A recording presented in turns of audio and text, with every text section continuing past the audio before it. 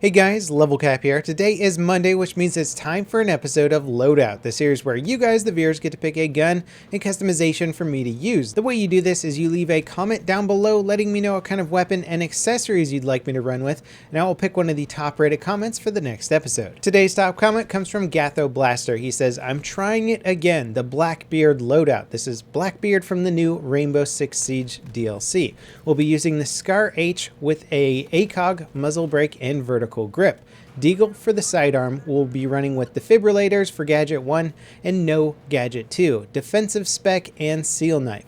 I would have brought a cool story with this, but the facts are that you can't use the med bag because there isn't any regeneration in Rainbow Six, but you can help teammates up, so there's a defibrillator. And just in case you guys didn't see the last episode of Loadout, we actually did the Valkyrie loadout from Rainbow Six Siege, which was pretty successful using the Spaz 12 pump action shotgun. Now we're using Blackbeard's Scar H. And the Scar H is such a cool gun, both in real life and in the game. This is a modern assault rifle. It shoots a heavy caliber round. It can do some serious damage. It can be used as a marksman rifle, or it can be set to full auto to dish out some massive damage in close quarters. Using it with an ACOG definitely represents a certain playstyle in Rainbow Six Siege, but it's also probably a fairly accurate representation of how this gun might be set up for real life purposes as well. This gun without question would have the accuracy in real life to take advantage of a magnified optic. In fact, you could probably go higher than 4 times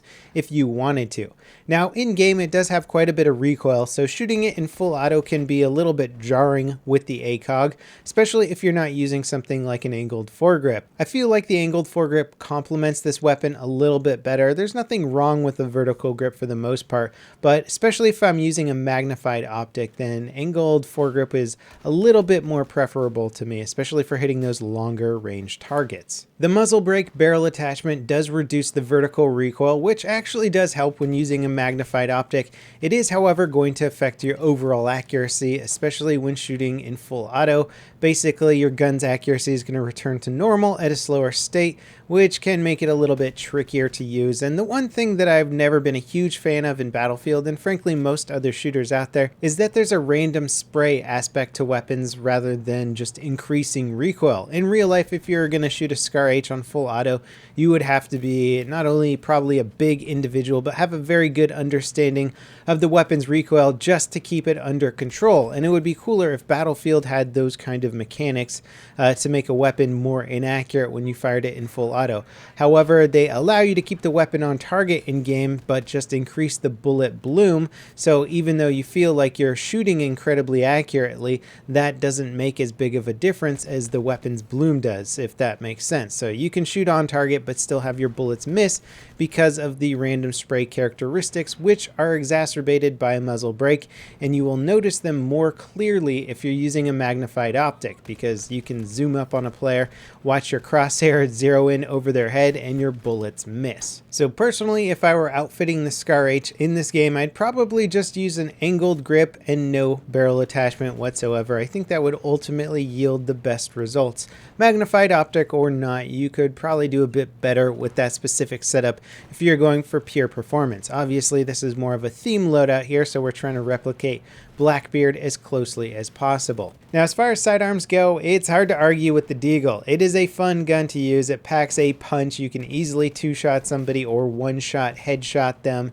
and it's got a fairly sizable magazine as well. Now, personally, if I were going in a full tryhard mode, I'd definitely use something like the 93R or a G18, but the Deagle is not something to turn your nose up at, and it's certainly saved me in a pinch. Now, as far as playing with this loadout here, I had a difficult time being too aggressive with it simply because I didn't have med bags to rely on. We gave up our med bags here. I could defib people and revive teammates, which I was trying to do as much as possible, but I had to rely on them dropping med packs. Luckily, enough people in this game play Assault so that there's pretty big abundance of med packs, but I often found myself engaging people with less than 100% health when I definitely would have had time to heal myself normally. And I feel like I lost a bunch of firefights simply because I was starting them off with maybe a third of the health that I would prefer to have. So it kept me more in the backfields, playing a little bit more passively. And you'll see me just kind of working a lot of angles, staying together with my teammates a bit more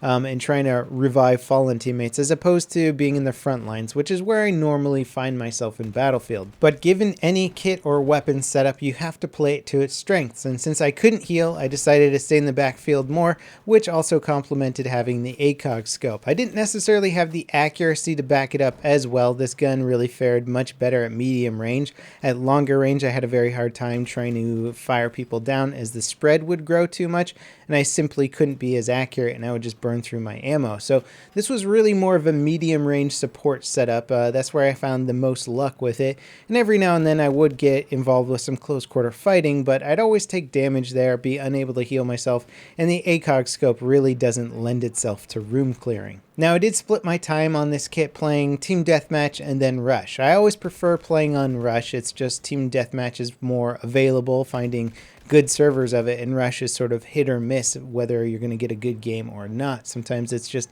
total base rape or whatever, and you can't really get any good gameplay or good moments from it.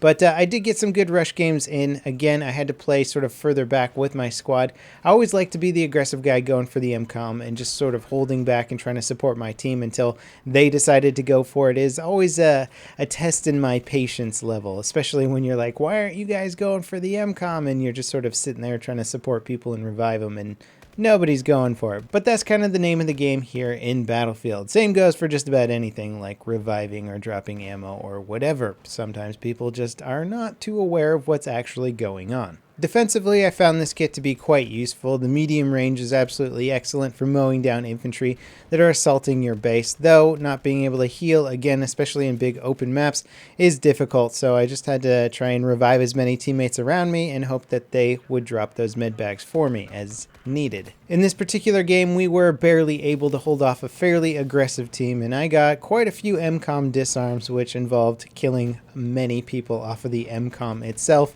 and defending it during the disarm process. But in the end, it paid off. I definitely topped the scoreboard, which is not hard to do with a Scar H, as it's such a good assault rifle, regardless of how you set it up. The slower rate of fire and higher damage per shot allows you to drop people before they even realize how dire their situation is, or that they're even getting attacked at all. And I highly recommend trying it out. Anyway, that kind of wraps it up for this episode of Loadout. Don't forget to leave your comments for next week's episode. And as always, I'll see you next time. This is LevelCap signing off.